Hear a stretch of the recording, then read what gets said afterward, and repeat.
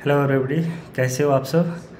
आज हम लोग 7th क्लास साइंस चैप्टर 3 और चैप्टर का नाम है हीट, ये पढ़ेंगे। इसमें हम लोग देखेंगे कि heat means hot and cold, कैसे ऑब्जेक्ट्स को हॉट या फिर कोल्ड या फिर कैसे इसको हम लोग पता करते हैं, फील करते हैं, सेंस ऑफ फील के सहायता से पता करते हैं।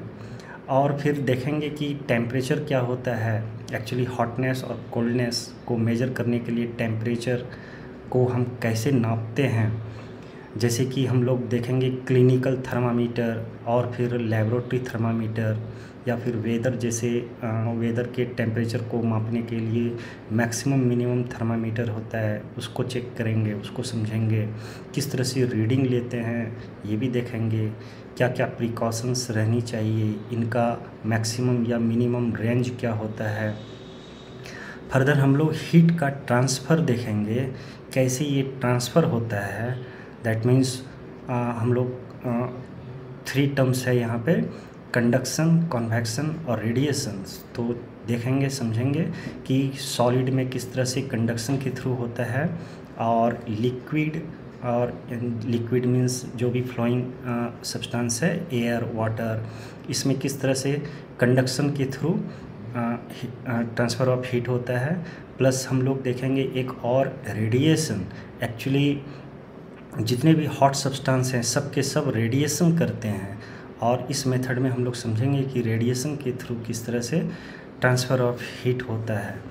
फर्दर हम लोग देखेंगे कि कुछ सब्सटेंस पुअर कंडक्टर या फिर गुड कंडक्टर, और कुछ पुअर कंडक्टर भी होता है। आपको असहज होगा, वाटर को आपने हमेशा बॉइलिंग करते हुए देखा होगा, लेकिन ये एयर, वाटर, वूल, ये सब पुअर कंडक्टर ऑफ हीट है। तो आइए चलते हैं बुक की ओर।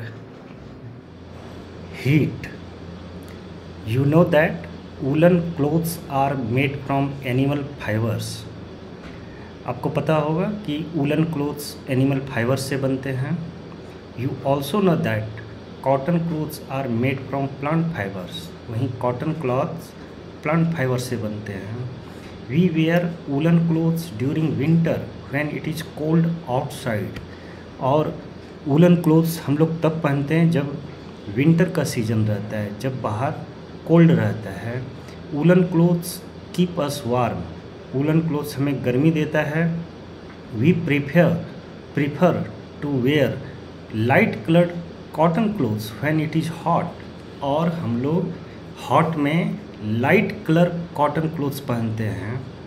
तो आपको पता होना चाहिए कि लाइट कलर क्यों पहनते हैं, तो इसके पीछे भी रीज़न है।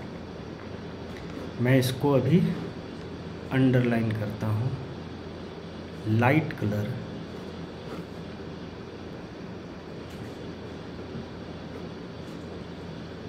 We prefer light colour cotton clothes when it is hot. Okay, explain करेंगे। These give us a feeling of coolness.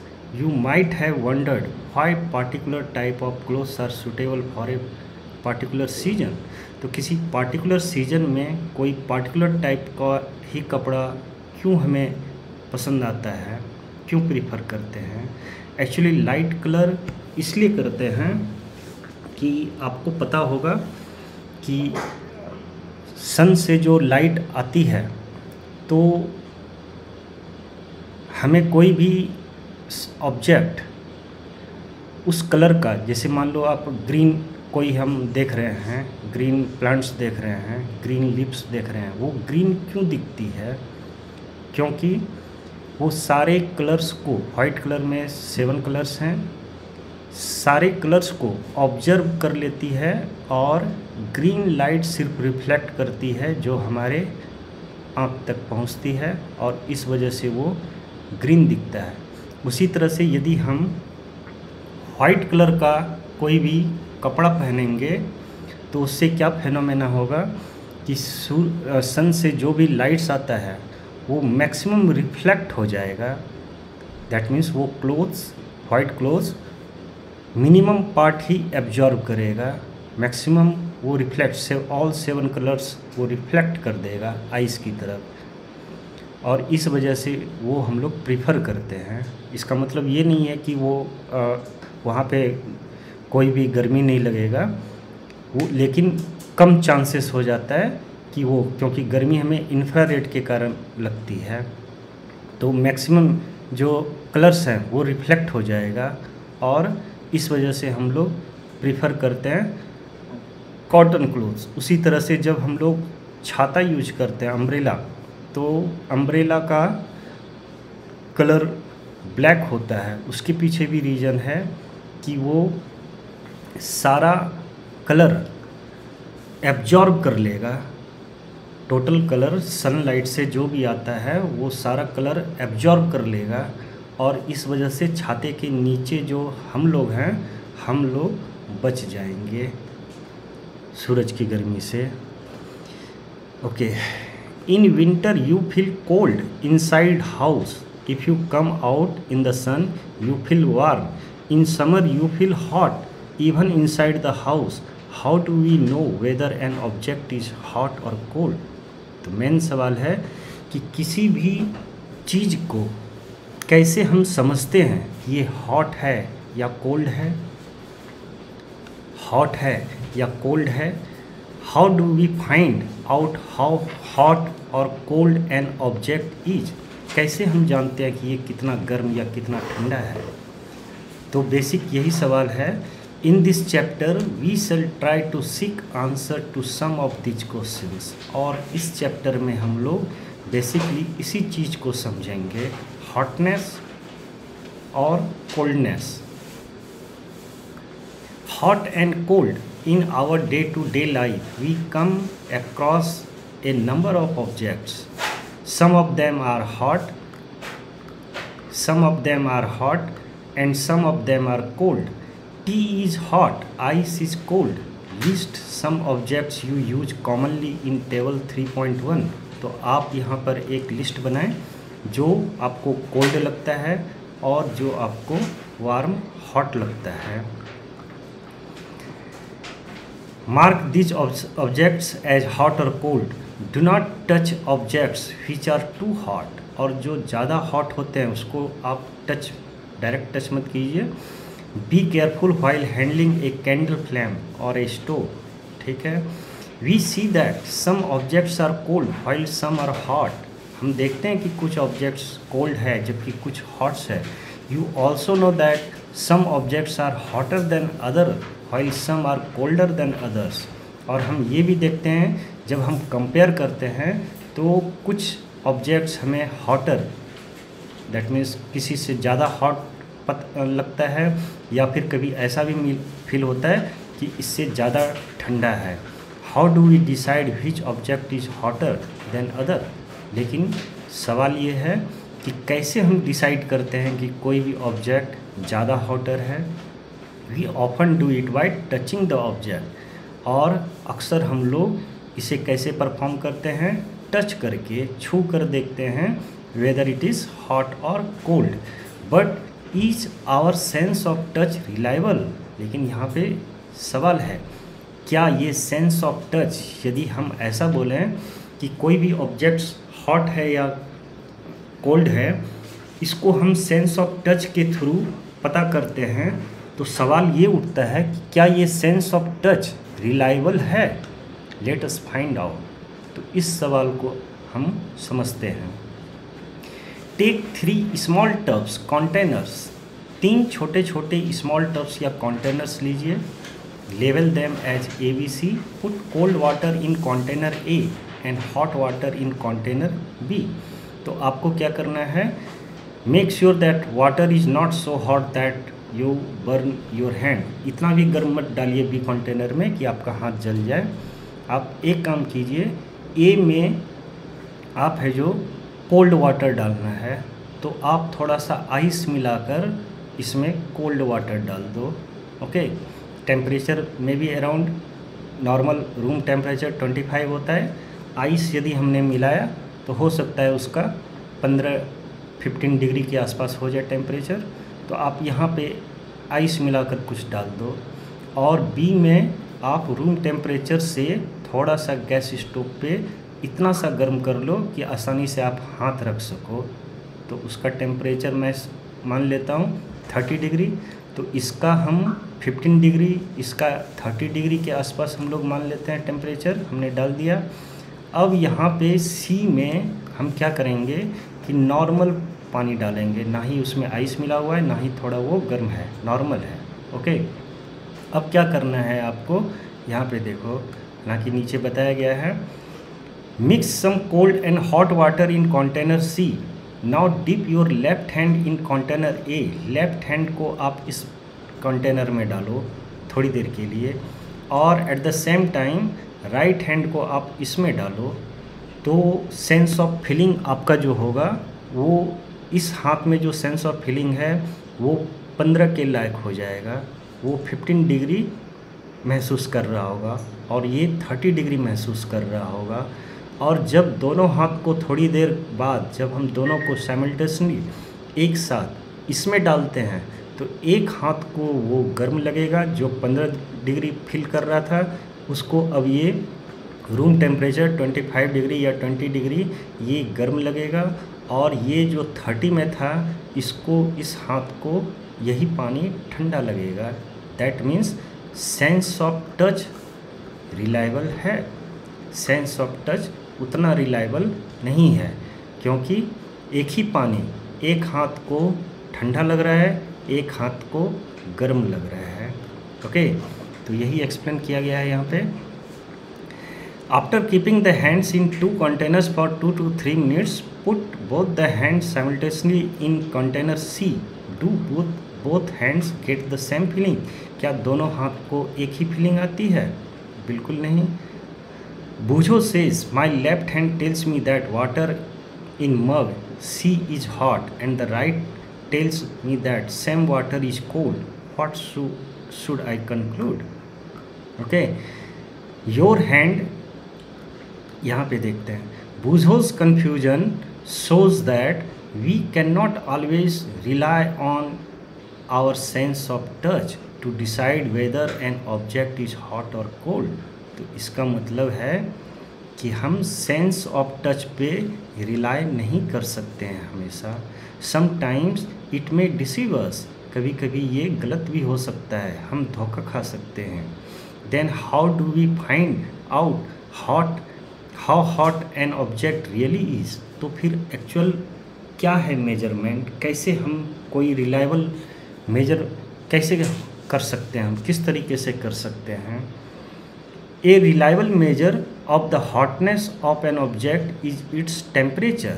Actually एक reliable measure जो है hotness का वो उसका temperature है। तो हमें temperature मापना चाहिए। तो मैं यहाँ इसको highlight कर देता हूँ। Okay, temperature is measured by a device called thermometer। और ये जो temperature हमें मापना है, मेजर करना है, ये एक स्पेशल डिवाइस है और इसको थर्मामीटर बोलते हैं। Okay, measuring temperature, have you seen a thermometer. क्या आपने थर्मामीटर कभी देखा है? Recall that when you or someone else in your family had fever. जब घर में किसी को फीवर हो जाए, the temperature was measured by thermometer. तो फिर हम लोग थर्मामीटर यूज करके टेम्परेचर मेजर करते हैं। The thermometer that measures our body temperature is called a clinical thermometer. तो ये एक स्पेशल टाइप ऑफ थर्मामीटर है जिससे हम बॉडी टेम्परेचर मेजरमेंट करते हैं और इसी को क्लिनिकल थर्मामीटर कहते हैं। Hold the thermometer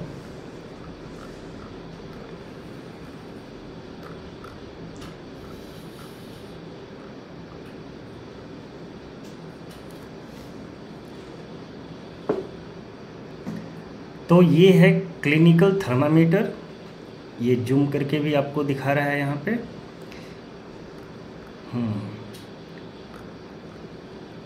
hold the thermometer in your hand and examine it carefully. If you do not have a thermometer, request a friend to share it with you. A clinical thermometer looks like the one shown in figure 3.2। तो ऐसा ही clinical thermometer दिखता है। A clinical thermometer consist of a long narrow uniform glass tube. तो थर्मामीटर में basically क्या होता है कि एक लॉन्ग नैरो और यूनिफॉर्म ग्लास ट्यूब होता है। It has a bulb at one end. तो ध्यान रहे कि इसमें एक बल्ब होता है एट वन एंड। यहाँ पे ये देखो आप, ये पोर्शन ही बल्ब कहलाता है। दिस बल्ब कॉन्टेंट्स मरकरी, और इसमें मरकरी होता है, ये भी आपको ध्यान रखना है। मरकरी क्यों यूज करते हैं? क्योंकि मरकरी नॉर्मल टेम्परेचर, जो रूम टेम्परेचर है उसमें लिक्विड है, प्लस इसका सेंस ऑफ टेम्परेचर जो है वो बहुत ज़्यादा है, थोड़ा सा हीट पे भी ये फैलता है। तो इसलिए इस प्रॉपर्टी के कारण ही हम लोग मरकरी इसमें यूज करते हैं। Outside the bulb A small shining thread of mercury can be seen. और इसी में जब आप थोड़ा सा आड़ा तिरछा करोगे तो मरकरी का एक थ्रेड दिखाई पड़ेगा। जैसे जैसे ये हीट होता है ये एक्सपेंड होता है, मरकरी एक्सपेंड होता है और जिस मार्क तक पहुंचता है वो हमारा टेम्परेचर कहलाता है। Outside the bulb A small shining thread of mercury can be seen. If you do not see the mercury thread, rotate the thermometer a bit till you see it. You will also find a scale on the thermometer. Thermometer पे आपको scale भी दिखेगा एक। The scale we use in the Celsius scale indicated by degree centigrade और degree Celsius, दोनों एक ही चीज़ है। इसको डिग्री सेंटीग्रेड भी बोलते हैं और डिग्री सेल्सियस भी बोलते हैं। बूझो wondered which of the two scales shown in figure 3.2 he should read. Paheli told him that India has adopted the Celsius scale. यहाँ पे देखिए, इसको मार्क कीजिए, India has adopted the Celsius scale and we should read that scale. और इसीलिए हम लोगों को इसे डिग्री सेल्सियस पढ़ना चाहिए। Okay. The other scale with the range 94 to 108 degree is the Fahrenheit scale. इसके अलावा ये भी एक फ़ारेनहाइट स्केल भी होता है और उसका रेंज 94 से लेके 108 तक होता है। ये Fahrenheit scale.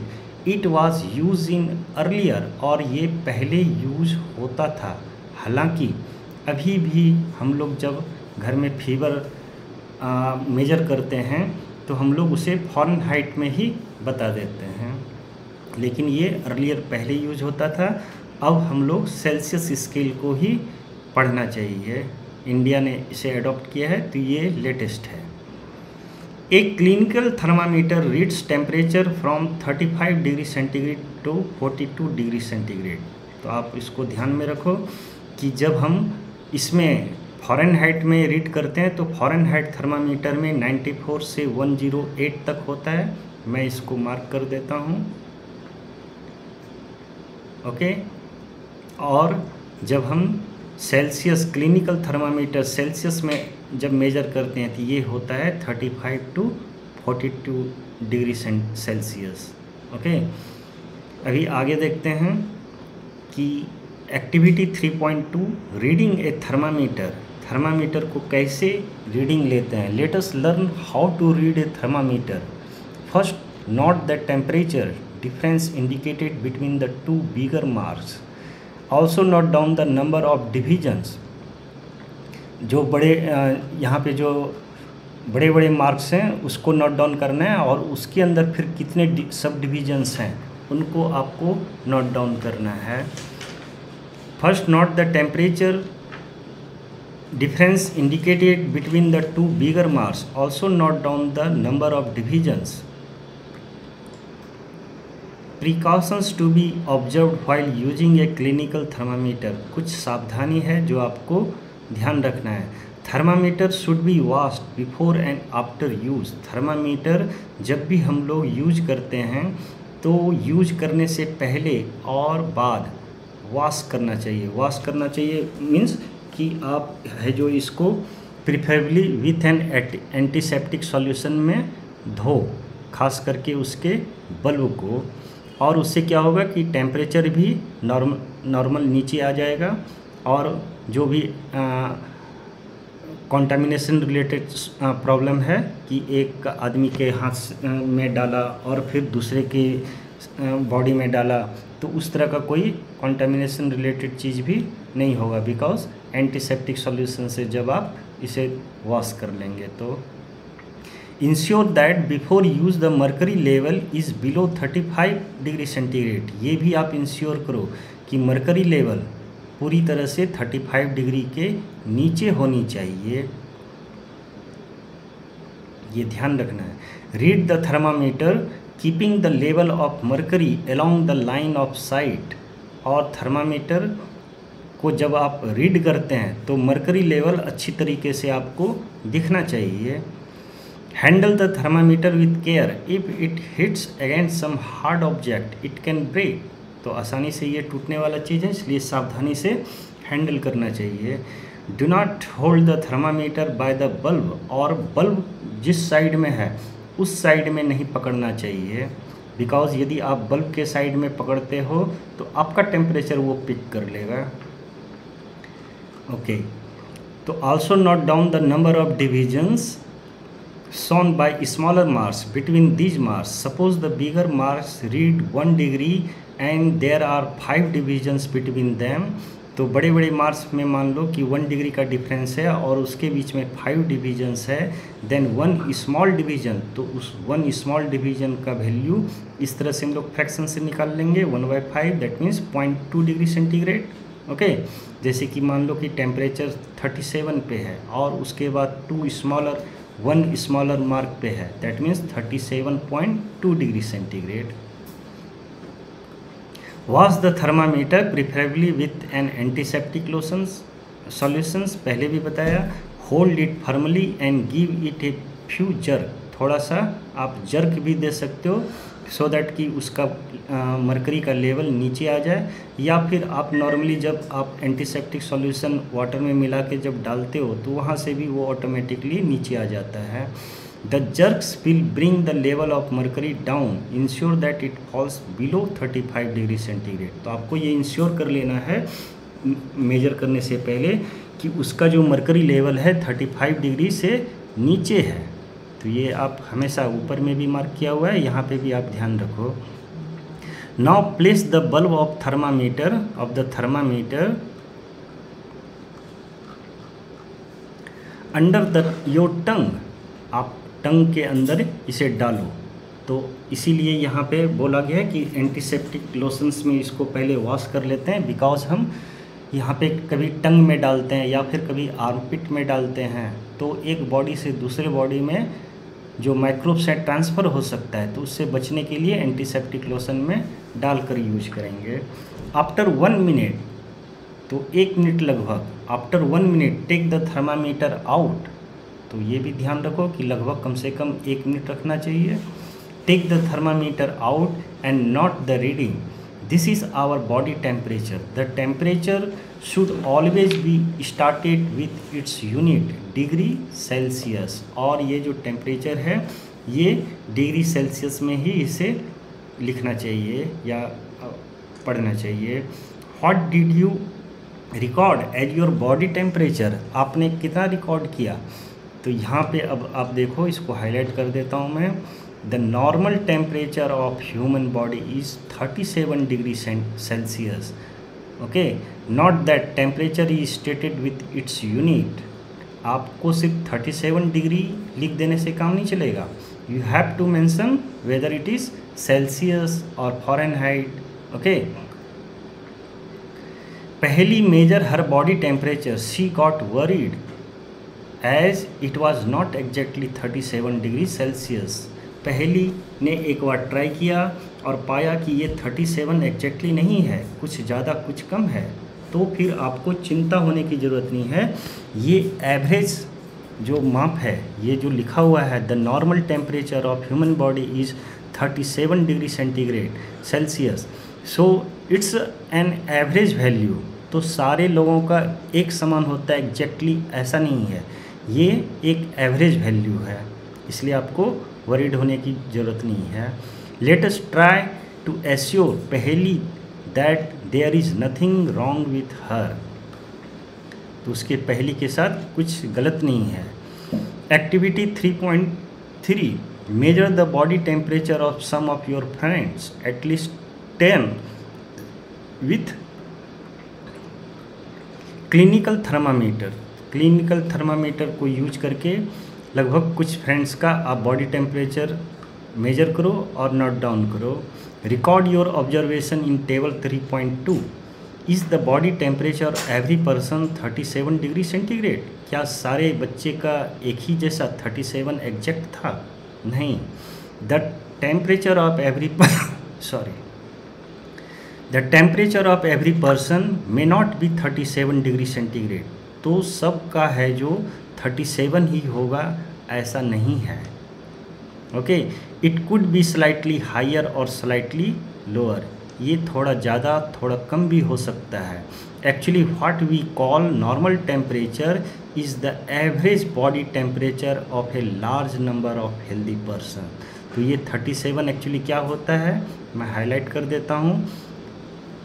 Normal temperature is the average body temperature of a large number of healthy persons. Okay, the clinical thermometer is design to measure the temperature of human body only. अब ध्यान रखो आप कि ये क्लिनिकल थर्मामीटर है जो कुछ specially design किया गया है कि इससे आप ह्यूमन टेम्परेचर, ह्यूमन बॉडी का ही टेम्परेचर मापने के लिए इसको बनाया गया है। The temperature of human body normally does not go below 35 degree centigrade और एबव 42 डिग्री सेंटीग्रेड। तो ये इम्पॉर्टेंट है, तो आप ध्यान रखो कि normal temperature of human body है जो 35 से नीचे नहीं जाता और 42 से ऊपर नहीं जाता। आप बीमार भी रहते हो तब भी ये 35 डिग्री सेंटीग्रेड से नीचे नहीं जाने वाला, 42 डिग्री सेल्सियस से ऊपर नहीं जाने वाला। तो इसी रेंज को ध्यान में रखकर ये क्लिनिकल थर्मामीटर मेजर किया गया है। अब आप घर में कभी प्रैक्टिस मत कर लेना कि वो थर्मामीटर लेके और बॉइलिंग वाटर को आप मापने लगो, तो वो फिर गड़बड़ हो जाएगी। That is the reason that this thermometer has the range, और यही रीज़न है कि इस क्लिनिकल थर्मामीटर को बनाने के लिए इस रेंज को ही यूज किया गया है। दैट मीन्स 35 टू लेके 42 डिग्री सेंटीग्रेड तक। Boojho got a naughty idea, he wanted to measure the temperature of hot milk. देखिए बूझो भी आपके जैसा शरारत हो गया और वो शरारती करना चाह रहा है। तो वहाँ पे हॉट मिल्क वो उसके मन में आ गया मापने का। तो ऐसा नहीं करना है। Using a clinical thermometer, Paheli stopped him, Paheli ने उसको मना किया। Okay, caution, do not use a clinical thermometer for measuring the temperature of any object other than human body. इसलिए आपको ये ध्यान रखना है कि क्लिनिकल थर्मामीटर से ह्यूमन बॉडी के अलावा और कोई दूसरा चीज़ मेजर नहीं करेंगे। Also avoid keeping the thermometer in the sun और near a flame, it may break. तो यदि हम दूसरा कोई चीज़ नापेंगे, मेजर करेंगे ज़्यादा हॉट वाला सब्सटेंस, तो फिर ये ब्रेक भी हो सकता है। इसको आप सन या नियर ए फ्लेम के नज़दीक भी ना रखो, क्योंकि गर्मी के दिनों में हमारा टेम्परेचर कभी कभी बढ़ भी जाता है, और यदि आप फ्लेम के नज़दीक आप रखोगे तो भी वो ज़्यादा गर्म हो जाएगा और इट में ब्रेक, फिर वो टूट सकता है। अभी यहाँ पे देखो आप कि एक दूसरा थर्मामीटर के बारे में भी बता रहा है, laboratory thermometer. Okay, how do we measure the temperature of other objects.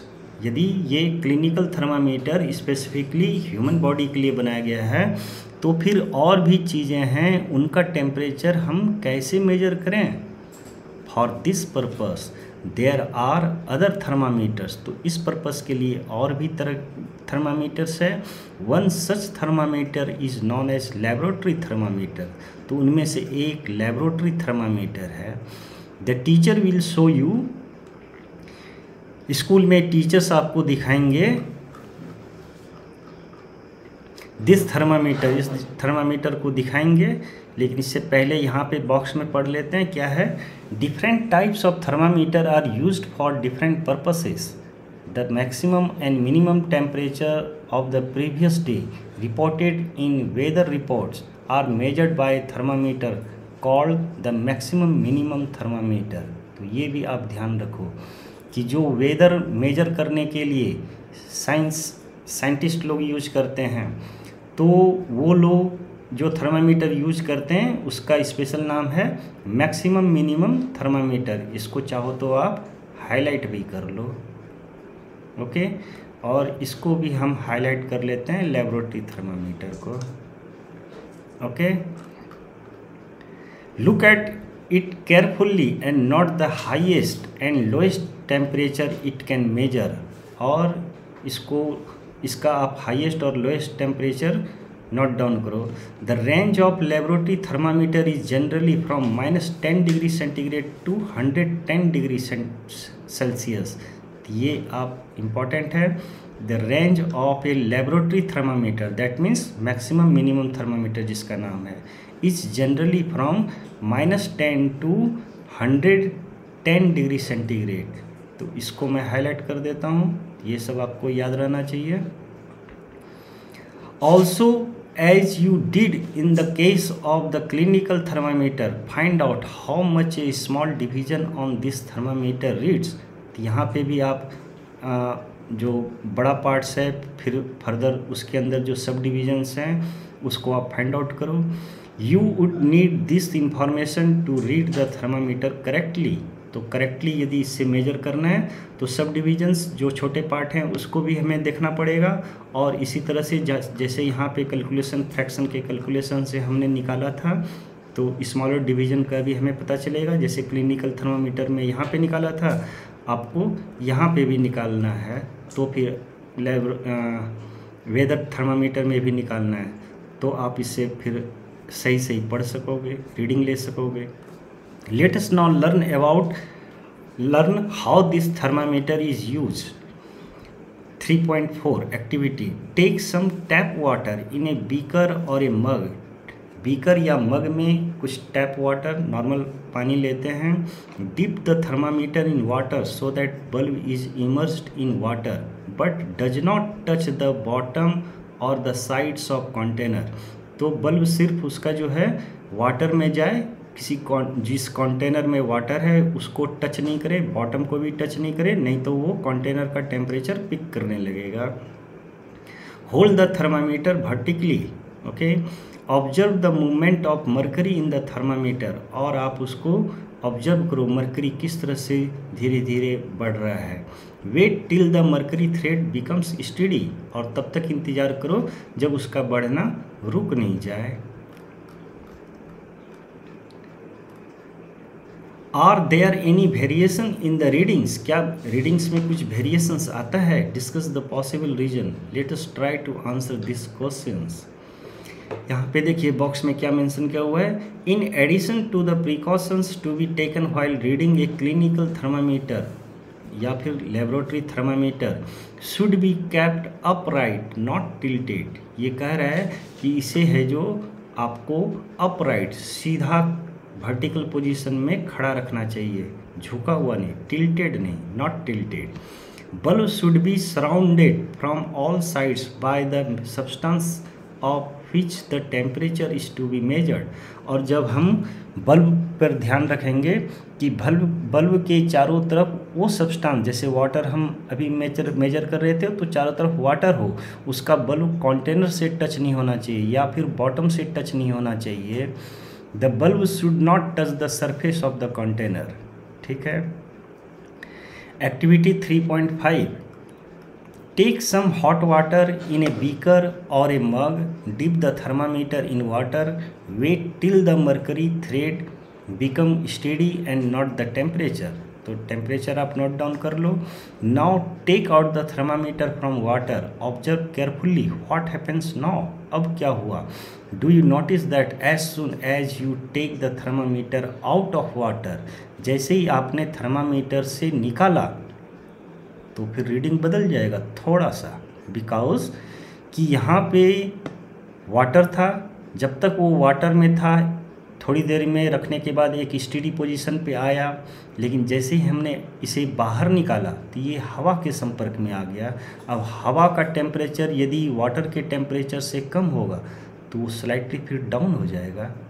तो यहाँ पे इसीलिए पूछा था आपसे, are there any variation in the readings, क्या रीडिंग्स में कुछ वेरिएशंस आता है।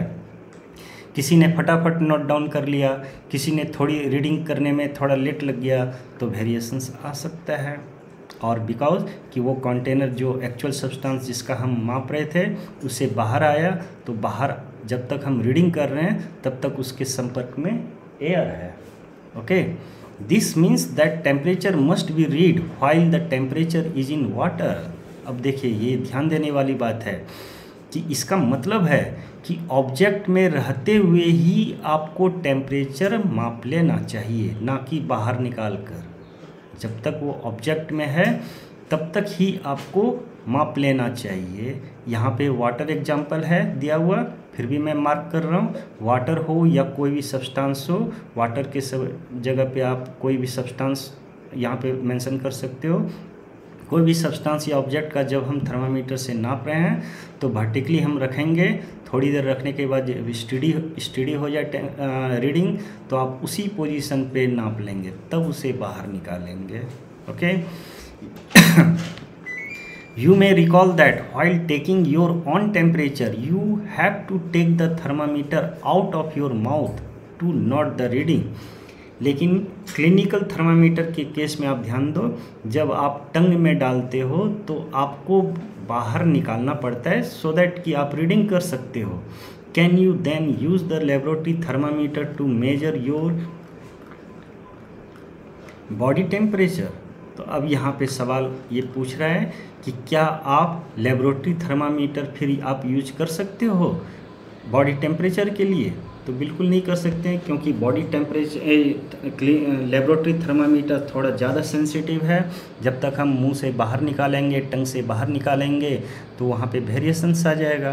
तो क्लिनिकल थर्मामीटर कुछ इस तरह से डिज़ाइन किया होता है कि वो उतना जल्दी उसमें वेरिएशंस नहीं आता। Obviously, it is not convenient to use the laboratory thermometer for this purpose। तो स्पष्ट यहाँ पे बता रहा है कि लेबोरेटरी थर्मामीटर्स इस बात के लिए नहीं है डिजाइन, तो इस पर्पस के लिए हम यूज नहीं कर सकते हैं। बॉडी टेम्परेचर के लिए लेबोरेटरी थर्मामीटर यूज नहीं कर सकते हैं। और इसी तरीके से पहले भी बताया क्लिनिकल थर्मामीटर के बारे में कि क्लिनिकल थर्मामीटर से भी सिर्फ बॉडी टेम्परेचर यूज करना चाहिए, कोई दूसरा सब्सटेंस यूज सब्सटेंस का टेम्परेचर मेजर नहीं करना चाहिए। तो दोनों बात आप याद रखो।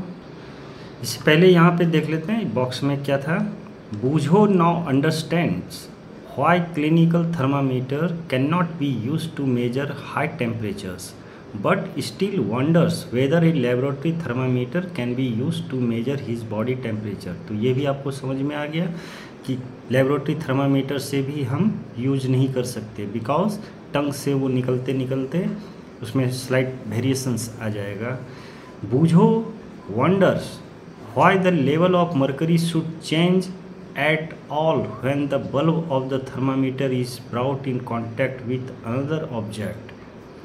ठीक है, Why does the mercury not fall or rise in a clinical thermometer when taken out of the mouth? तो अब यहाँ पे सवाल आता है कि जब आप मरकरी का जो रीडिंग है क्लिनिकल थर्मामीटर के केस में क्यों नहीं गिरता। जिस तरह से लेबोरेटरी थर्मामीटर में वो वेरिएशंस आ रहा था, फॉल डाउन हो रहा था, उस तरह से क्लिनिकल थर्मामीटर के केस में क्यों नहीं होता। Observe a clinical thermometer again, बता रहा है आपको कि आप क्लिनिकल थर्मामीटर को फिर से ऑब्जर्व करो। Do you see a kink near the bulb. देखिए यहाँ पे एक किंक नियर द बल्ब है।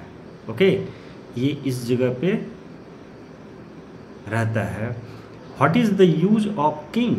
तो अब सवाल है कि ये किंक क्यों है, इसका क्या काम है, ये इम्पॉर्टेंट है।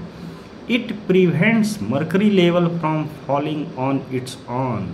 तो देखिए ये ध्यान देने वाली बात है कि it prevents mercury level from falling on it's on, अपने आप उसको गिरने नहीं देता। जब तक हम जर्क नहीं करेंगे तब तक वो डाउन नहीं होगा।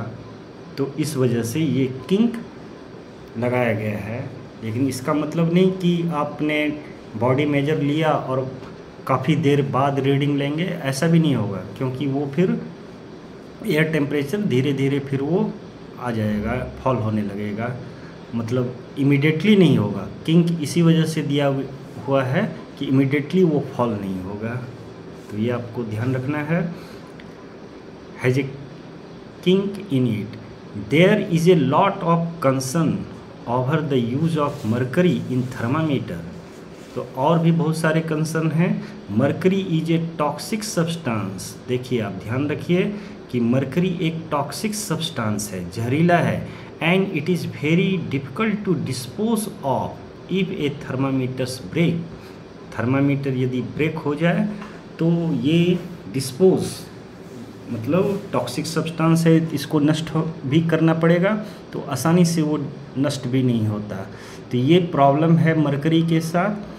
दिस डेज डिजिटल थर्मामीटर, एक डिजिटल थर्मामीटर आपने देखा होगा, अब सबके घरों में आ गया है। ये डिजिटल थर्मामीटर हम लोग क्लिनिकल थर्मामीटर की जगह पे यूज करते हैं। मरकरी वाला क्लिनिकल थर्मामीटर, ये भी क्लिनिकल थर्मामीटर ही कहलाएगा, बट ये डिजिटल है। ओके, वो मरकरी लेवल इसमें जिस तरह से है, यहाँ पे वैसा कुछ नहीं। Are available which do not use mercury, इस मरकरी डिजिटल थर्मामीटर में आप देखो मरकरी यूज नहीं होता, ये भी आप ध्यान रखो। आगे देखते हैं transfer of heat. You might have, अब ट्रांसफ़र ऑफ हीट के बारे में समझना है। You might have observe that A frying pan becomes hot when kept on a flame. जब हम घर में जो फ्राइंग पैन होता है तो वो गर्म होता है जब हम आग पर डालते हैं तो। It is because the heat passes from the flame to the utensil, ऐसा इसलिए क्योंकि हीट पास हुआ कहाँ से, फ्लेम से यूटेंसिल में आया। Okay, when the pan is remove from the fire, और जब हम फायर से रिमूव कर लेते हैं पेन को, इट स्लोली कूल्स डाउन, और ये धीरे धीरे ठंडा हो जाता है। Why does it cool down, क्यों ये ठंडा हो गया। The heat is transferred from the pan to the surroundings, क्योंकि ये इसलिए ठंडा हो गया क्योंकि हीट ट्रांसफ़र हो गया। कहाँ से कहाँ, पहला तो ट्रांसफ़र हुआ था फायर से यूटेंसिल में आ गया, फिर जब हमने उसको फायर बंद कर दिया तो यूटेंसिल से वो अपने सराउंडिंग्स में हीट चला गया और इसलिए वो ठंडा हो गया।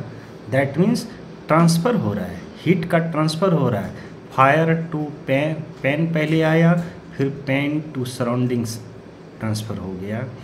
So you can understand that in both cases the heat flows from a hotter object to a colder object. तो आपको अब ये ध्यान रखना है कि द हीट फ्लोज, जो ट्रांसफ़र होता है हीट का, कहाँ से कहाँ, a hotter object to a colder object, हमेशा हॉटर ऑब्जेक्ट से कोल्डर ऑब्जेक्ट की तरफ ट्रांसफ़र होता है। इनफैक्ट वास्तव में in all cases heat flows from a hotter object to a colder object, सारे केसेस में ये हीट जो फ्लो होता है हॉटर ऑब्जेक्ट से कोल्डर ऑब्जेक्ट की ही ओर ट्रांसफ़र होता है। How does heat flow, let us investigate. तो फिर अब हम फाइंड आउट करना है कि ये हीट आखिर किस तरह से फ्लो करता है। यहाँ पे देख लेते हैं। पहली ask, does it mean that heat will not be transferred if the temperature of two object is the same. यदि दोनों का टेम्परेचर यहाँ पे जैसे बता रहा है कि हॉटर से कोल्डर की तरफ, यदि दो ऑब्जेक्ट है जो दोनों ही सेम टेम्परेचर, सब दोनों का एक ही टेम्परेचर है, तो क्या वहाँ पे ट्रांसफ़र नहीं होगा, तब वहाँ पे ट्रांसफ़र नहीं होगा, है ना। Let us investigate. Activity 3.6. Take a rod or a flat strip of a metal, say of aluminum or iron, fix a few small wax pieces on the rod. These pieces should be at nearly equal distances. तो आपको एक metal का कोई भी aluminium या iron का एक strip rod type कुछ लेना है और उसमें इक्वल डिस्टेंस पे आपको कुछ वैक्स फिक्स करना है, बॉम्ब फिक्स करना है। These pieces should be at nearly equal distances. वो सारे पीसेस जो है इक्वल डिस्टेंस पे आप रखो। Clamp the rod to a stand. अब है जो रॉड को क्लैम्प कर दो किसी स्टैंड पे। If you do not find a stand you can put one end of the rod in between bricks. या फिर आपको कोई स्टैंड नहीं मिल रहा है तो ब्रिक्स की मदद से आप है जो उसको फिक्स कर सकते हो। Now hit the other end of the rod and observe. अब अदर एंड को आप गर्म करो और ऑब्जर्व करो। What happens to the wax pieces. Wax pieces के साथ क्या हुआ। Do these pieces begin to fall. क्या ये फॉल गिरने लगा एक एक करके। Which piece falls the first. पहला कौन सा पीस फॉल होता है। Do you think that heat is transferred from the end nearest to the flame to the other end. तो ऐसा ही सेटअप आपको करना है और देखना है, चेक करना है। तो आपको पता चलेगा ये जैसे जैसे गर्म हो रहा है तो फ्लेम के नज़दीक जो पहला वैक्स था वो पहले गिरेगा, फिर ये दूसरा गिरेगा, फिर ये तीसरा, फिर चौथा, लाइक दैट। ओके, तो इसका मतलब होता है कि transferred from the end nearest to the flame to the other end. तो वो ट्रांसफ़र जो हीट है पहले यहाँ पे हीट आया, फिर ट्रांसफ़र हुआ यहाँ तक, फिर यहाँ से यहाँ तक, यहाँ से यहाँ तक। दैट मीन्स ट्रांसफ़र है जो इस डायरेक्शन में हो रहा है। Okay, the process by which heat is transferred from the hotter end to the colder end of an object is known as conduction. Very important. इस प्रोसेस को, the process by which heat is transferred from the hotter end to the colder end of an object is known as conduction। तो इस method को, heat transfer के इस method को हम क्या कहते हैं, कंडक्शन। इन सॉलिड्स में जनरली ये आयरन क्या था, एल्युमिनियम का स्ट्रिप हमने लिया था, ये सॉलिड है। इन सॉलिड्स generally the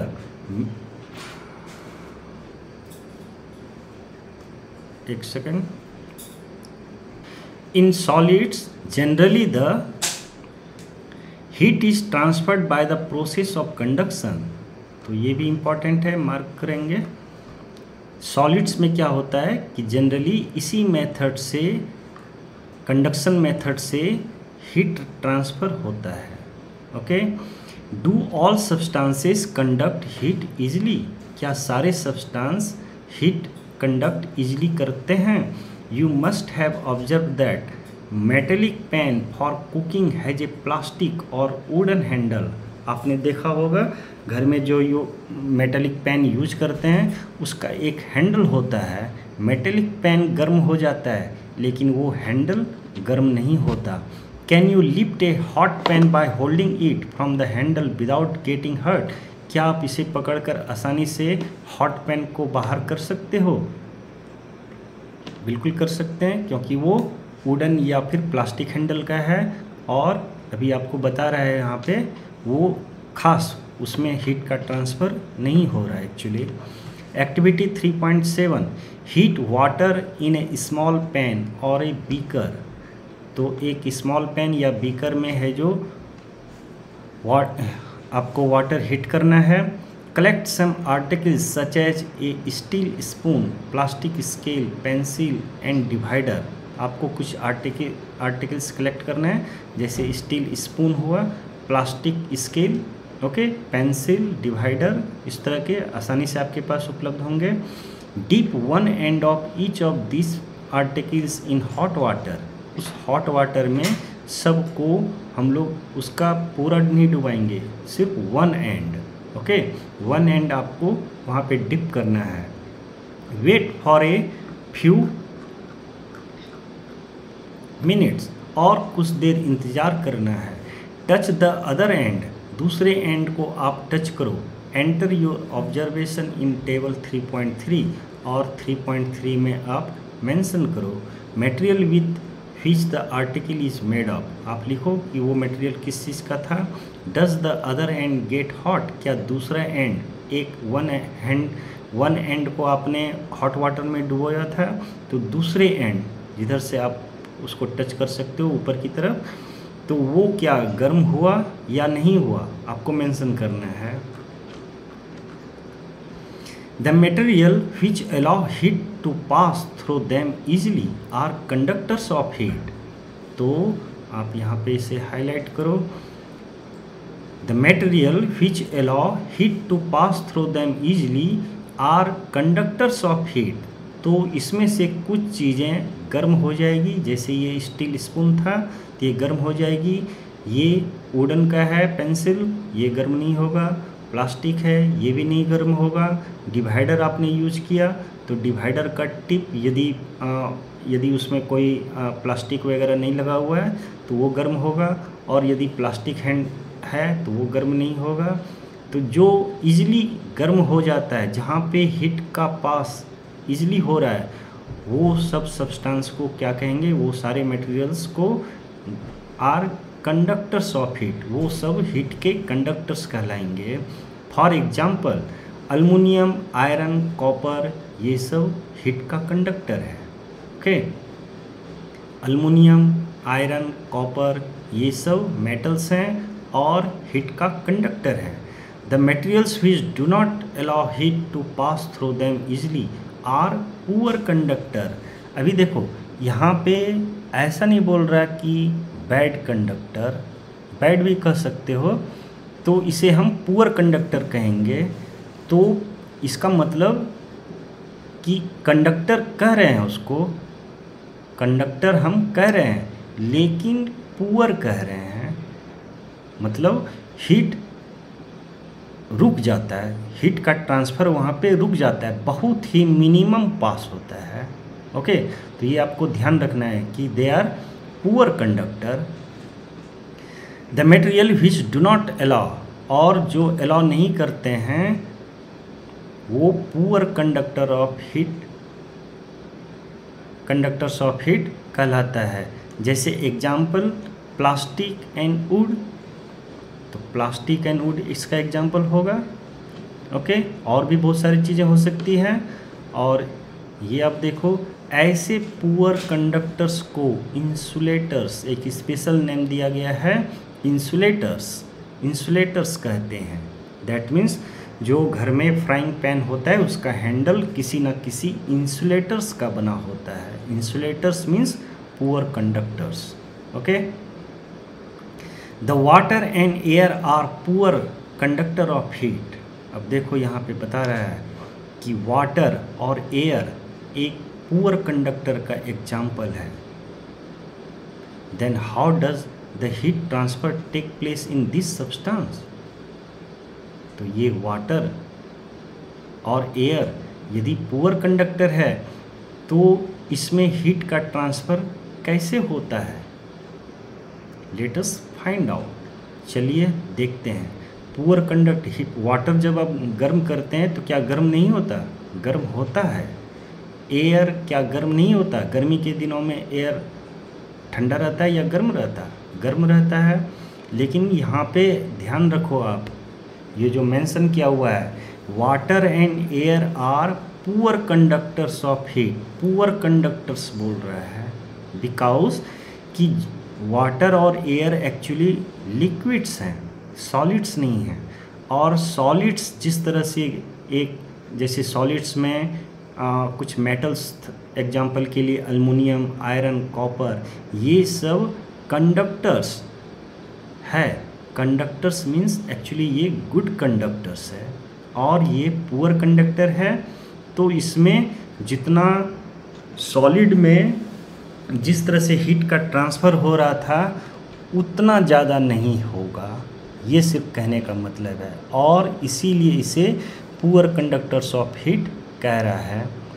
तो हम अब देखेंगे, सॉलिड्स में हमने देखा जिस तरह से वहाँ पे हीट ऑफ ट्रांसफ़र हो रहा था, अभी हम देखेंगे लिक्विड्स में, वाटर में, एयर में किस तरह से होता है, let us find out. Activity 3.8, take a round bottom flask, if flask is not available a beaker can be use, तो बीकर भी यूज कर सकते हैं। फिल इट 2/3 विथ वाटर, और इसको लगभग 2/3 हिस्सा आप है जो उसको वाटर से फिल कर लो। Place it on a tripod, tripod पे रखो, और make some arrangement to place the flask in such a way that you can heat it by placing a candle below it, या फिर कुछ इस तरह से ट्राइपॉड यदि नहीं है, लेबोरेटरी में मिलता है, यदि आप घर में ट्राई कर रहे हो तो फिर आप है जो वहाँ पे कुछ अरेंजमेंट करो सो दैट कि आप उसके नीचे कैंडल प्लेस कर सको। Okay, wait till the water in the flask is still, और तब तक इंतज़ार करो जब तक फ्लास्क का जो वाटर है वो स्टिल शांत है।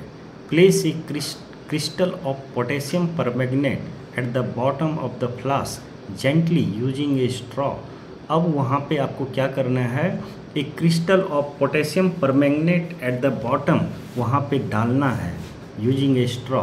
तो सर्टेनली पोटेशियम परमैंगनेट तो घर में नहीं होता, तो घर में आप इसे ट्राई नहीं कर सकते, तो ये स्कूल में ही आप कर सकते हैं। Now heat the water by placing the candle, अब पानी को थोड़ा थोड़ा गर्म करो जस्ट बिलो द क्रिस्टल, जहाँ पे क्रिस्टल है उसी के नीचे। Right your observation in your notebook and also draw a picture of what you observe, और आपने क्या देखा वहाँ पे ऑब्जर्व किया उसको भी नोट डाउन करो। When water is heated the water near the flame gets hot, तो फ्लेम के नज़दीक जो वाटर होगा वो हीट हो जाएगा, हॉट हो जाएगा। हॉट वाटर राइजेज अप, अब आप यहाँ पे ध्यान दो कि ये हॉट वाटर क्या हुआ, राइजेज अप, ऊपर उठा। तो क्या सॉलिड के केस में ऐसा हुआ था?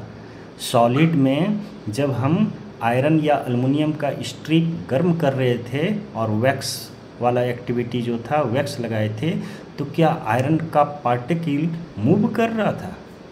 वहाँ पे मूव नहीं कर रहा था। कंडक्शन के केस में वो मूव नहीं कर रहा था, लेकिन ये आप देखो यहाँ पर जब वाटर के केस में क्या हो रहा है कि हॉट वाटर राइजेज अप, ऊपर उठ रहा है। और क्या हो रहा है, the cold water from the sides, और उसके साइड्स में जो कोल्ड वाटर है जब हॉट वाटर ऊपर उठेगा तो वो ब्लैंक स्पेस जो हो गया उसको भरने के लिए साइड से कोल्ड वाटर आ गया। Okay, the cold water from the sides move down towards the source of heat. तो ये देखिए ऐसा कुछ हो रहा है। This water also gets hot, फिर वो थोड़ी देर में जो साइड से आया वो फिर हॉट हो जाएगा, वो भी ऊपर चला जाएगा, फिर नेक्स्ट जो कोल्ड वाटर होगा साइड से वो आ जाएगा। तो एक तरह से ये साइकिल जैसा चलने लगेगा तब तक जब तक सारा पानी गर्म नहीं हो जाए। गर्म हो जाए तो भी वो उसका टेम्परेचर धीरे धीरे फिर बढ़ेगा और तब तक ये चलता रहेगा process. This water also get hot and rises, तो जो साइड से वाटर आया वो भी हॉट होगा और वो भी फिर राइज होगा। And water from the sides move down, और फिर जो साइड में वाटर है कोल्ड वाटर वो फिर नीचे आ जाएगा फ्लेम के पास। This process continues till the whole water gets heated, और ये प्रोसेस लगातार चलते रहता है। This mode of heat transfer is known as convection, और इस तरह के मोड जो ट्रांसफ़र हो रहा है यहाँ पे क्या डिफरेंस है? यही डिफरेंस है कि एक्चुअल जो वाटर का पार्टिकल्स जो है मॉलिक्यूल्स है वो मूव कर रहा है, जिस चीज़ को गर्म करना है वो मूव कर रहा है। सॉलिड के केस में हमने ऐसा कुछ नहीं देखा था, तो कुछ डिफरेंस है। तो ये अलग तरह का मोड ऑफ हीट ट्रांसफ़र हुआ, इसे कन्वेक्शन कहते हैं। यदि आप चाहो तो मैं एक यहाँ पे आपको डेफिनेशन भी इसका लिख देता हूँ।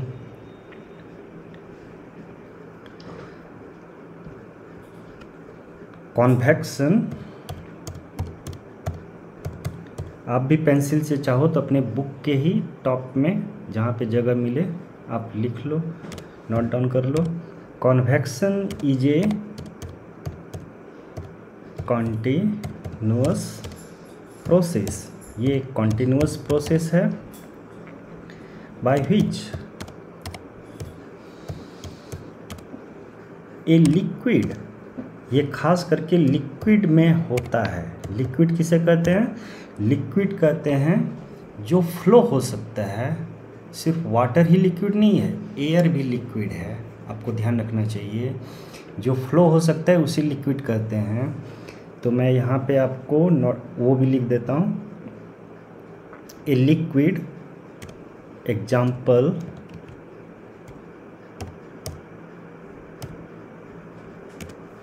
Water, okay.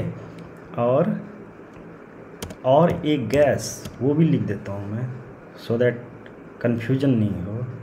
और ए गैस, हालांकि गैस और वाटर वो सब दोनों लिक्विड ही कहलाता है।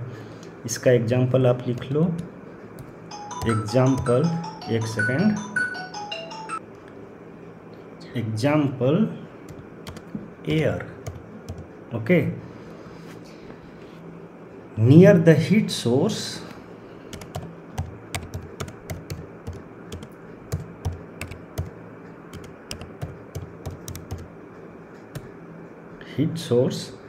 gets hot and rises, यही प्रोसेस होता है, and rises and liquid, आप मेंशन कर सकते हो, और गैस। यदि आप वाटर को ही लिक्विड समझते हो तो, अदरवाइज तो दोनों लिक्विड ही कहलाता है। From the side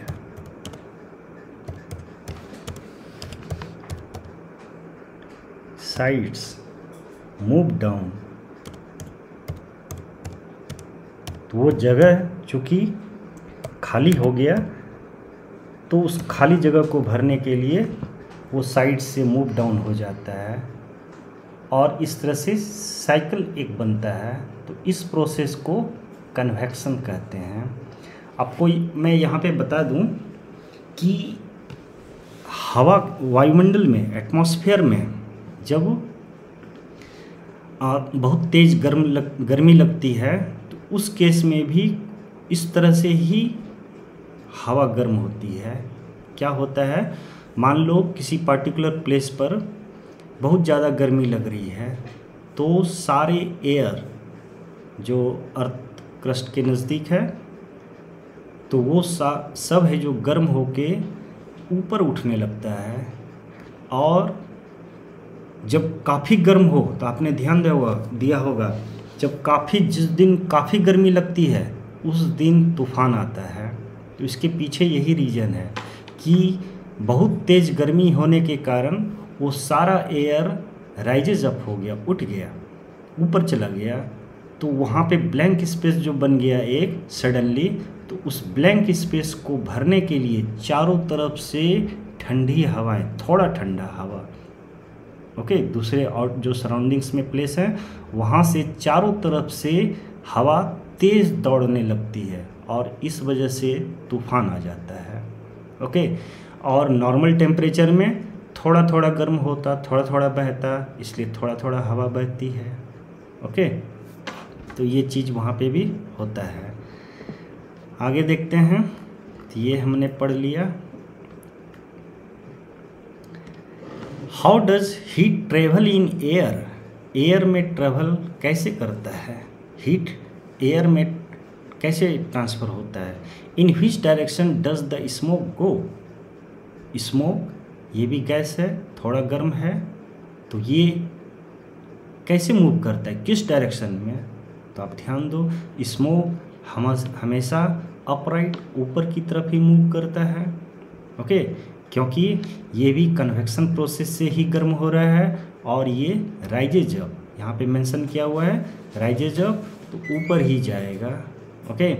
the air near the heat source gets hot and rises, जो हीट का सोर्स है तो वहाँ पे वो गर्म होता है और फिर हॉट होने के बाद वो राइजेज ऊपर उठने लगता है।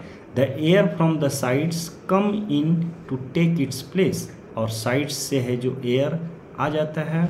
In this way the air gets heated, और इस तरह से एयर है जो हीट हो जाता है, और यही कारण है हवा के बहने का। ओके, एयर से विंड जो बन जाता है, बहती हवा को विंड कहते हैं।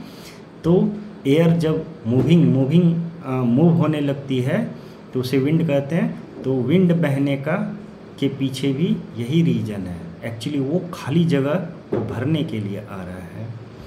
The following activity confirms this idea. Activity 3.9, light a candle, keep one hand above the flame. Flame के ऊपर एक आप keep one hand above the flame and one hand on the side of the flame. एक हाथ है जो आप flame के ऊपर रखो और एक साइड में रखो। Do your hands feel equally hot?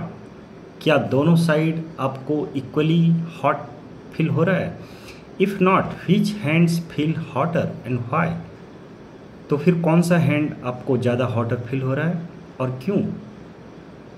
तो आंसर स्पष्ट है कि जो हाथ ऊपर होगा फ्लेम के जस्ट ऊपर, वो हाथ ज़्यादा गर्म फील होगा, क्योंकि एयर जो फील है, स्मोक या एयर गैसेस जो हॉट हो रहा है, वो राइजेज अप, ऊपर उठ रहा है, और इसलिए जस्ट ऊपर जो हाथ है उसे ज़्यादा गर्मी मिलेगी, और साइड में जो हाथ है वो उतना गर्म महसूस नहीं होगा।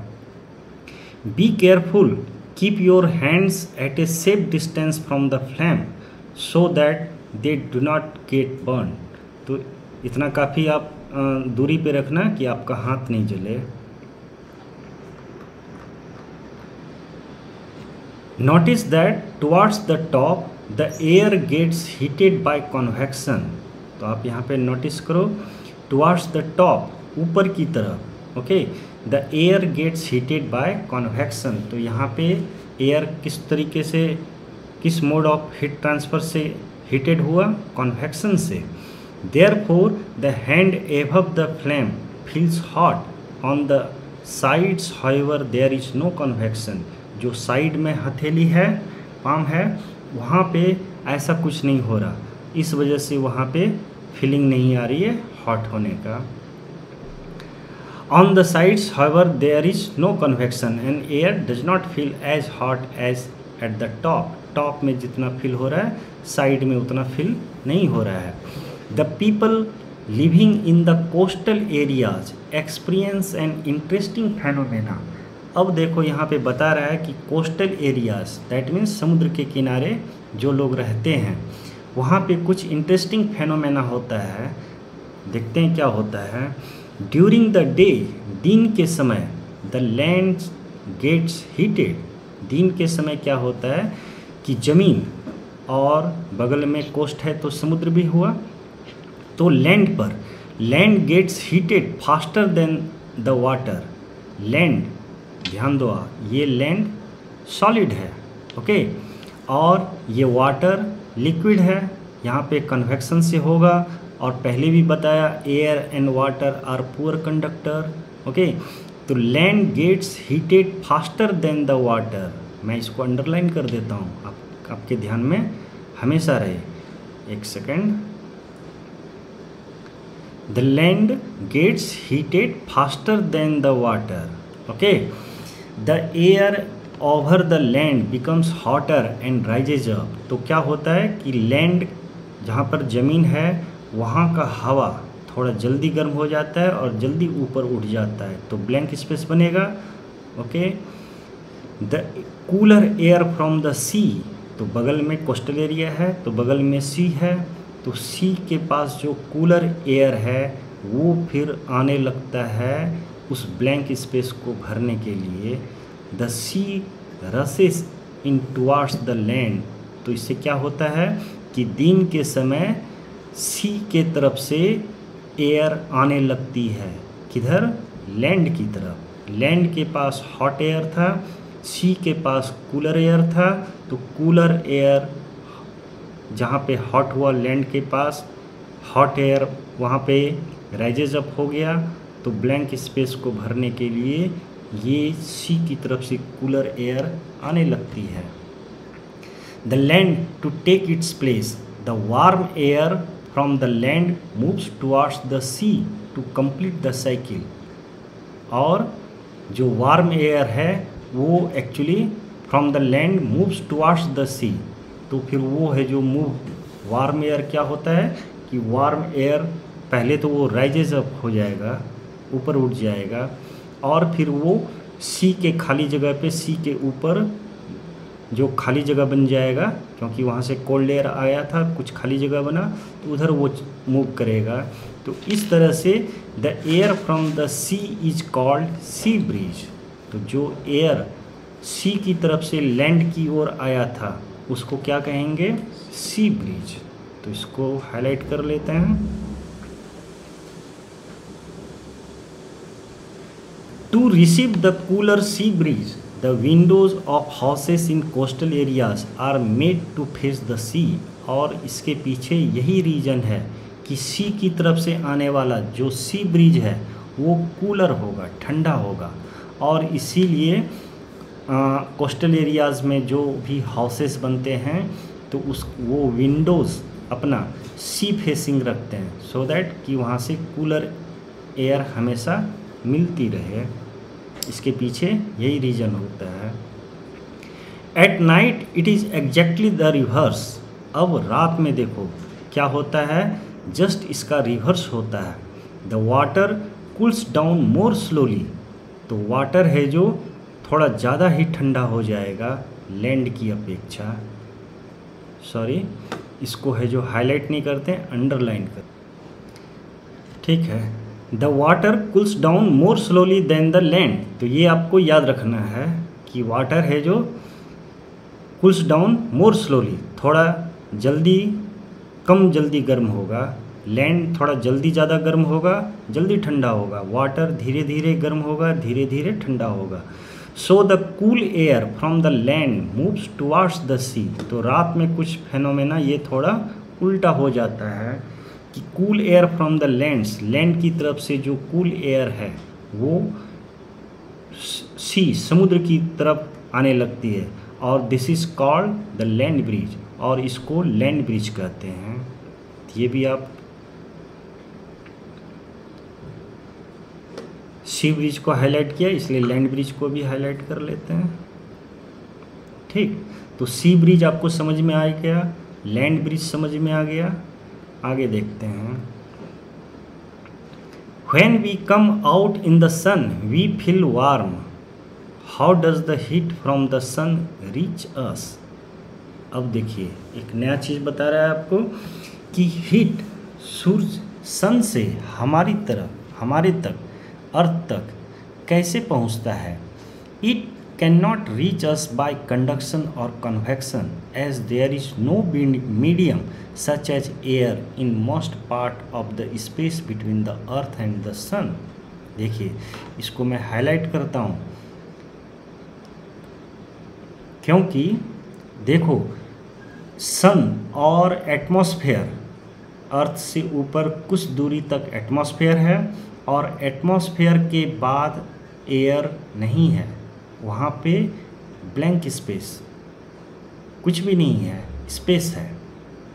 तो वहाँ पे एक्चुअली कोई मीडियम नहीं है, ना ही कोई सॉलिड है, ना ही लिक्विड है, ना ही गैस है, एयर नहीं है, कुछ नहीं है। फिर उस स्पेस में कैसे मूव करता है जो सन से हीट आया अर्थ तक, आखिर वो उस जगह पर कैसे मूव किया, ये एक बड़ा सवाल बन जाता है। हमने देख लिया कि सॉलिड में किस तरह से कंडक्शन होता है, किस तरह से लिक्विड, एयर और वाटर इसमें कन्वेक्शन होता है। अब ये समझना है कि जहाँ पर कोई मीडियम नहीं है, ना ही सॉलिड है, ना लिक्विड है, ना गैस है, वहाँ पे ये कैसे मूव करता है, कैसे mode of transfer of heat होता है। तो तो देखते हैं डे टाइम नाइट टाइम, ये सन ब्रिज लैंड ब्रिज का था। ये देखिए डे टाइम में सी ब्रिज आ रहा है और ये नाइट टाइम में देखो लैंड ब्रिज हो रहा है। हॉट, ये पिक्चर्स बता रहा है कि हॉट ऊपर राइजेज अप होता है और ये कूल साइड से आ रहा है उस जगह को भरने के लिए। ओके, यहाँ पे देखिए अब ध्यान से, from the sun the heat comes to us by another process known as radiation. तो इस प्रोसेस को रेडिएशन कहा जाता है। From the sun heat comes to us by another process, वो ना ही कंडक्शन है ना कन्वेक्शन है, एक्चुअली इस प्रोसेस से को हम रेडिएशन कहते हैं। The transfer of heat bye radiation does not require any medium. ये भी आप ध्यान रखो कि रेडिएशन से जब ट्रांसफ़र होगा हीट तो वहाँ पे किसी मीडियम की ज़रूरत नहीं पड़ती है। Okay, it can take place whether a medium is present और नॉट। तो ये ऐसा नहीं है कि मीडियम होना ही नहीं चाहिए, बल्कि ये कह रहा है कि मीडियम हो या ना हो फर्क नहीं पड़ता है, रेडिएशन से हीट ट्रांसफ़र हो सकता है, चाहे मीडियम हो तो भी अच्छा, नहीं हो तो भी अच्छा।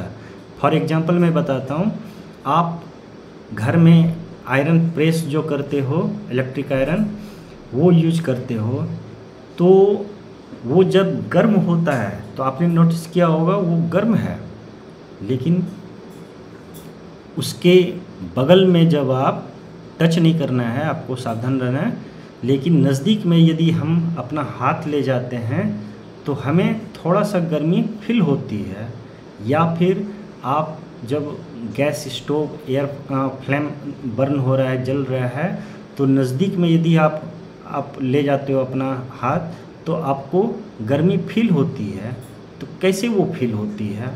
वो एक्चुअली रेडिएशन से होता है। साइड में, टॉप में तो यदि हम हाथ रखेंगे तो हो सकता है आप कहेंगे कि ये कन्वेक्शन मेथड से हुआ, एयर गर्म होके राइज हो रहा है और उसी की गर्मी हमें महसूस हो रही है। लेकिन आप साइड में भी आप रख के देखो, साइड में भी गर्म महसूस होती है, तो वो एक्चुअली रेडिएशन प्रोसेस से ही होता है।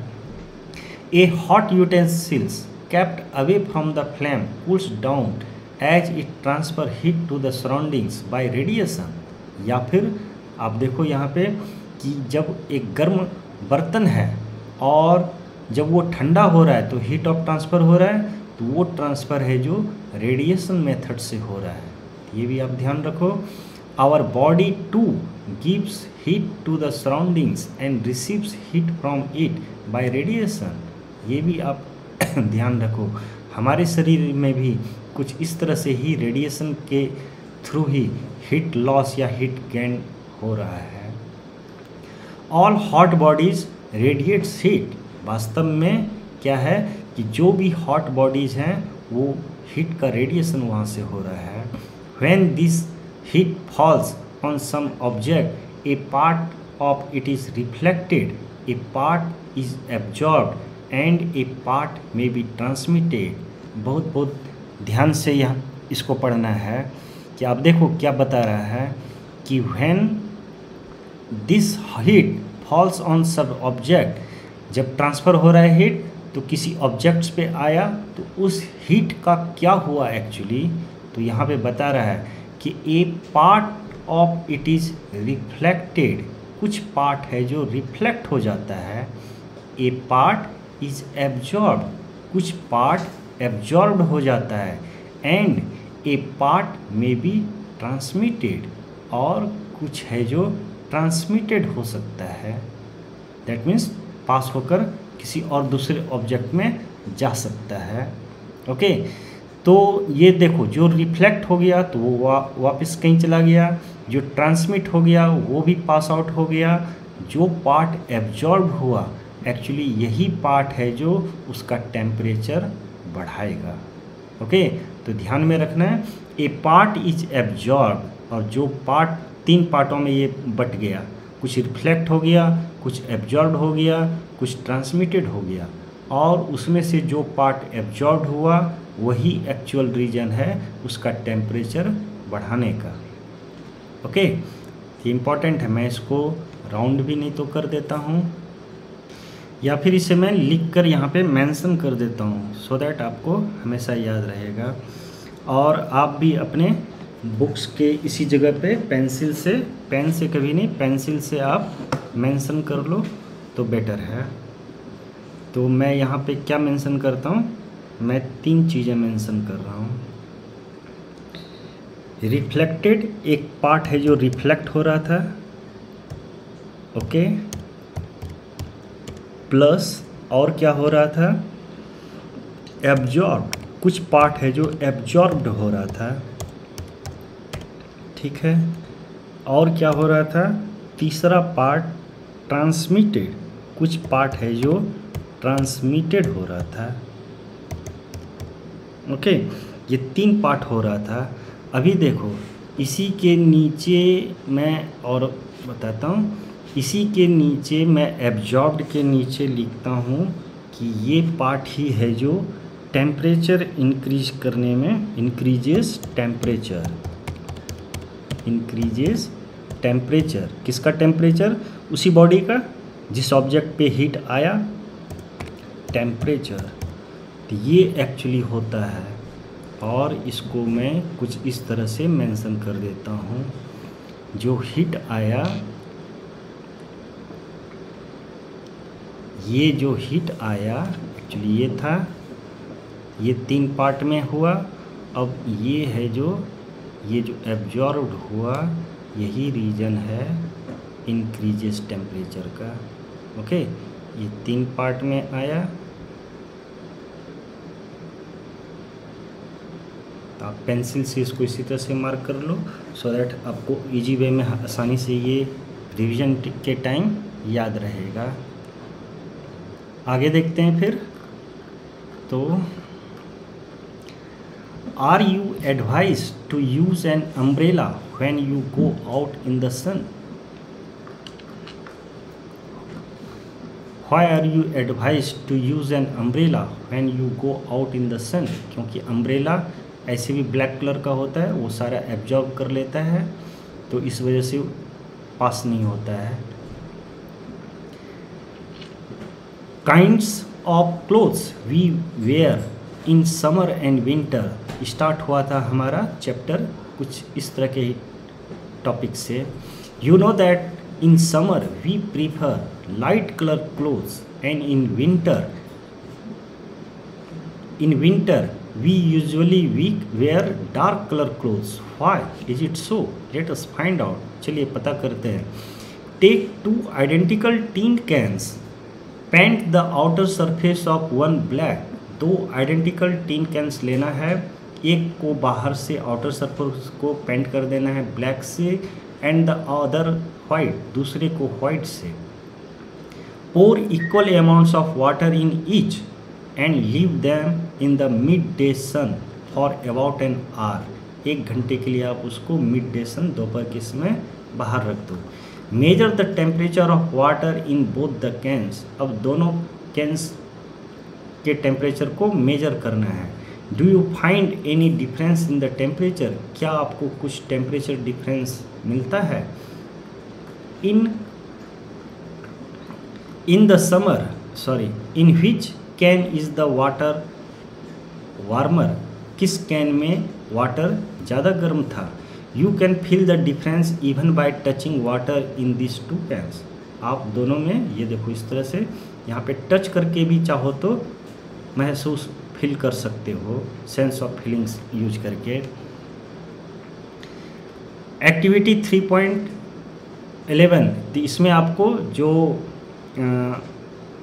ब्लैक था उसमें है जो आपको ज़्यादा, ब्लैक जो था ये ब्लैक में है जो ज़्यादा गर्म आपको फील होगा, और ये वाला थोड़ा कम फील होगा।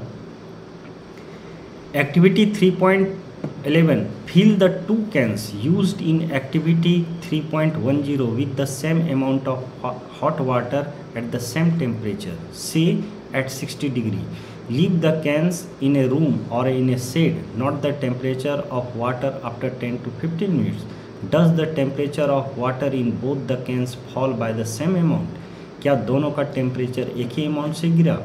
Do this activity suggest to you the reason why it is more comfortable to wear white or light color clothes in the summer and dark color clothes in the winter। Dark surface, यहाँ पे देखिए अब mention किया हुआ है, dark surface absorb more heat and therefore we feel comfortable with dark coloured clothes in winter. तो इसीलिए winter में हम लोग डार्क कलर पहन सकते हैं, लेकिन समर में डार्क हम नहीं पहनेंगे। ओके, समर में हम लोग लाइट कलर पहनेंगे। Light colour clothes reflect most of the heat. Light colour में क्या होगा कि वो सारा हीट है जो रिफ्लेक्ट करता है, that falls on them and therefore we feel more comfortable wearing them in the summer. ठीक है, तो इसके पीछे यही रीज़न है। अभी ऊपर में देख लेते हैं। We often use electricity and fuels like coal and wood to keep our houses cool और वार्म। हम लोग हमेशा इलेक्ट्रिसिटी या फिर फ्यूल्स जैसे कि कोल या वुड रखते हैं अपने घर को गर्म और या ठंडा रखने के लिए। ठंडा रखने के लिए जैसे इलेक्ट्रिसिटी से एसी, कूलर ये सब चलाते हैं। और जाड़े के दिनों में गर्म करने के लिए कोल या फिर कुछ इस तरह का आग फ्लेम की व्यवस्था करते हैं। Is it possible to construct building, अब ये पूछ रहे हैं क्या ऐसा कुछ आइडिया है जिससे हम कुछ खास तरह के बिल्डिंग्स बना सकें that are not affected much by heat, जो नेचुरली बाय नेचर वो कुछ इस तरह से बनाया जाए कि वो हीट से ज़्यादा, जो बाहर में हीट या कोल्ड है आउटसाइड, उससे ज़्यादा अफेक्टेड नहीं हो। दैट मीन्स रूम टेम्परेचर एक कांस्टेंट रूम टेम्परेचर बन सके बिल्डिंग के अंदर। This can be done by constructing outer walls of building so that they have trapped layer of airs. अब देखिए इस चीज़ को ध्यान से कि क्या आइडिया बता रहा है कि ऐसा किया जा सकता है। कैसे? बाय कंस्ट्रक्टिंग आउटर वॉल्स, जो घर मकान है बिल्डिंग है उसका outer walls of building so that they have trapped layer of airs. उसके बीच में जो ब्रिक्स हम डालते हैं, ब्रिक्स के बीच में यदि ट्रैप्ड लेयर ऑफ एयर यदि हो तो ऐसा पॉसिबल हो सकता है, क्योंकि पहले बता दिया है air is a poor conductor of heat. ठीक है। One way of doing this is to use hollow bricks. देखिए इस एक तरीका है कि हॉलो ब्रिक्स अभी इंडिया में उतना ज़्यादा नहीं चल रहा है, लेकिन आप चाइना वगैरह में देखोगे तो ये हॉलो ब्रिक्स वहाँ पे यूज होता है, which are available this days. Okay. Woollen clothes keep us warm in winter. In the winter we use woolen clothes. Wool is a poor conductor of heat. ये आप ध्यान रखो कि वूल का क्यों पहनते हैं। यहाँ पे तो हमने देखा कि डार्क कलर या ब्लैक कलर क्यों पहनते हैं, वो उसके पीछे रीज़न था कि हीट को जो ब्लैक कलर है हीट को एब्जॉर्ब करता है और लाइट कलर है जो वो रिफ्लेक्ट करता है, मोस्ट ऑफ द हीट को रिफ्लेक्ट करता है। और यहाँ पे ऊल के केस में देख रहे हैं वूलन क्लोथ्स क्यों पहनते हैं। Wool is a poor conductor of heat, वो पुअर कंडक्टर है हीट का। तो क्या होता है कि हम जब वूलन कपड़े पहनते हैं तो बॉडी टेम्परेचर, बॉडी में भी 37 डिग्री है टेम्परेचर, तो वो बाहर रेडिएशन के थ्रू हीट लॉस नहीं होता, वो वूलन कपड़े की वजह से वो रुक जाता है। Moreover there is air trapped in between the woollen fibres. इसके अलावा ये भी रीज़न है कि एयर ट्रैप्ड रहता है वूलन फाइबर्स के बीच में, और एयर पुअर कंडक्टर है, इस वजह से भी मेन रीज़न ये है कि ऊल अपने आप में पुअर कंडक्टर है। दूसरा एक रीज़न साइड से है कि उसमें एयर ट्रैप्ड रहता है बिटवीन द ऊल फाइबर, और एयर पुअर कंडक्टर है, इसलिए फिर वो हेल्प करता है। This air prevents the flow of heat from our body to the cold surroundings, और यही है जो प्रिवेंट रोकता है हीट लॉस से। सो वी फील वार्म, तो हम लोगों को गर्मी महसूस होती है। तो गर्मी महसूस होती है तो ये बाहर से कोई गर्मी आ गई ऐसा नहीं है, जो बॉडी टेम्परेचर है उसी से हमें गर्मी मिलती है। Suppose you are given the choice in winter of using either one thick blanket or 2 thin blankets.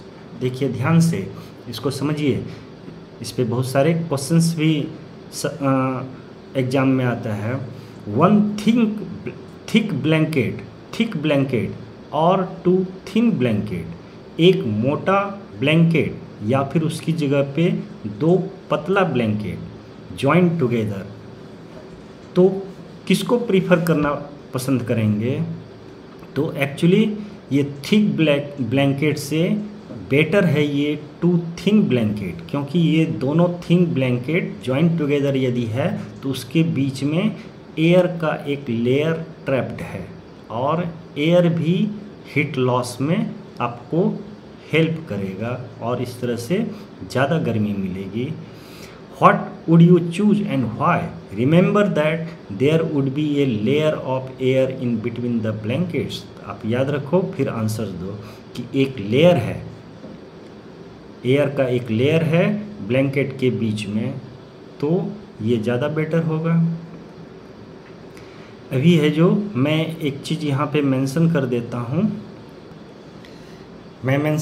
हूँ, पुअर कंडक्टर। आप थोड़ा सा इसको ध्यान रखना। पुअर कंडक्टर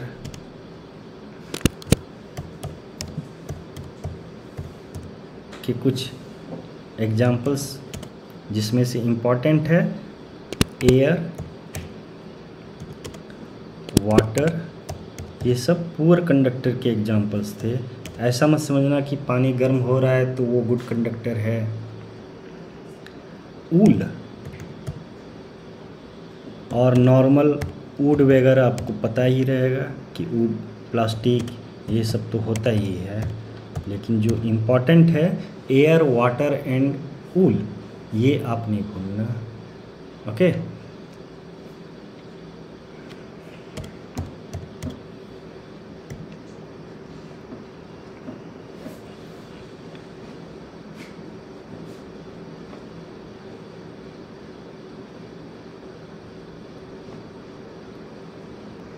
तो इस तरह से ये चैप्टर ख़त्म होता है और इसके क्वेश्चंस आंसर आप इसको बनाओ। हम अलग से भी इसका सेशन रखेंगे सो दैट क्वेश्चंस आंसर्स भी परफेक्ट रूप से आप लिख सको, मेंशन कर सको। हाउएवर यदि आप अपने से ट्राई करते हो तो वो बेटर होता है, आपकी लर्निंग ज़्यादा होती है।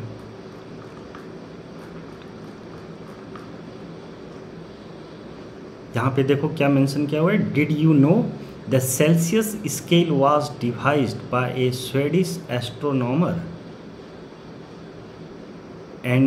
Anders Celsius in 1742।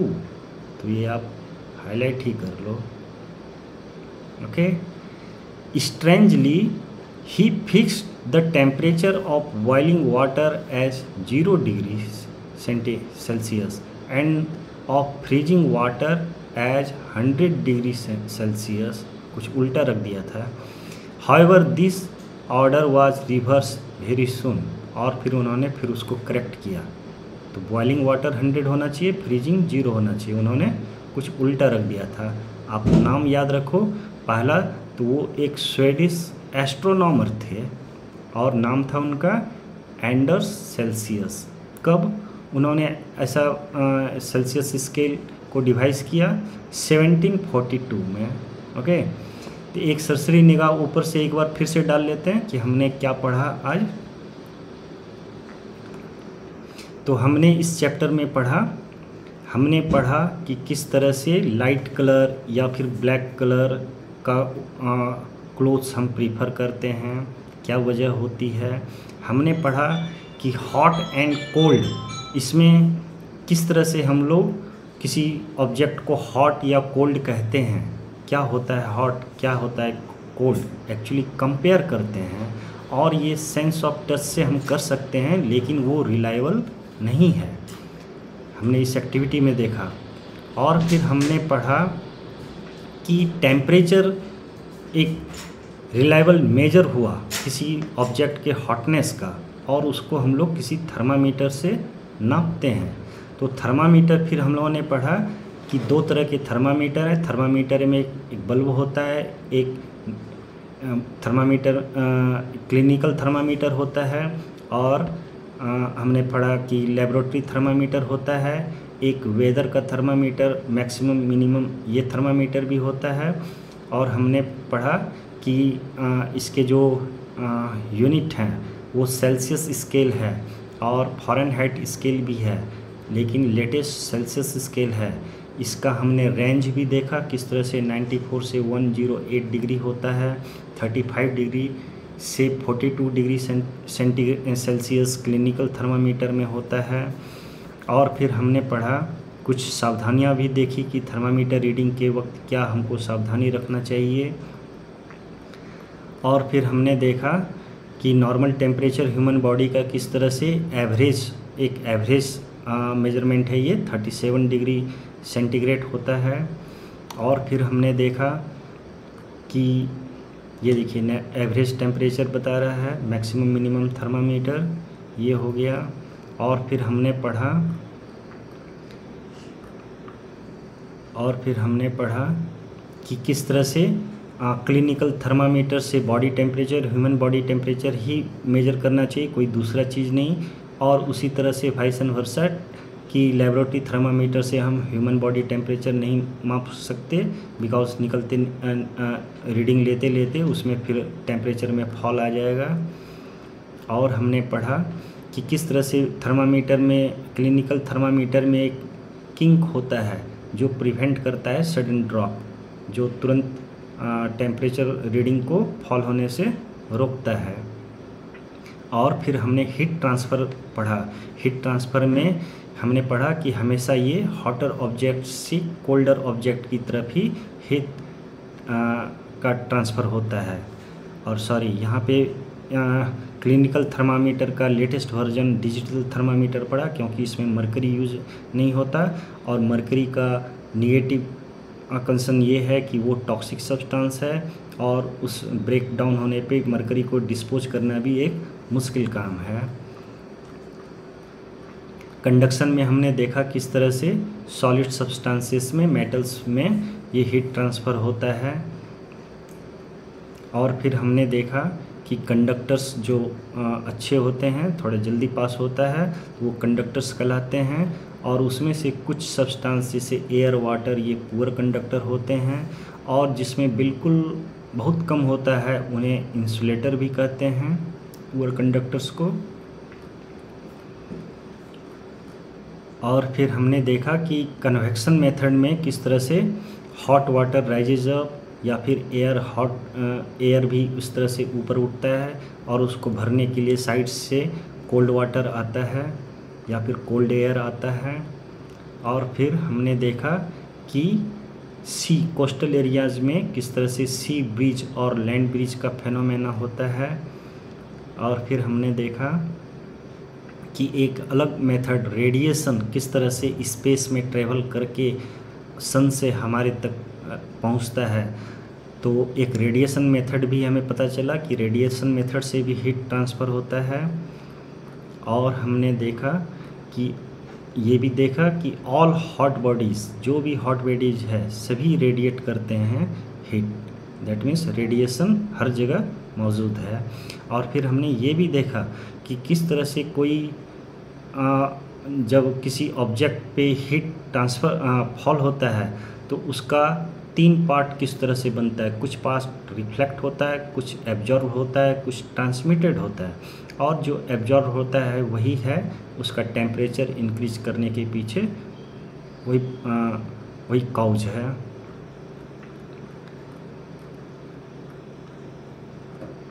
ओके।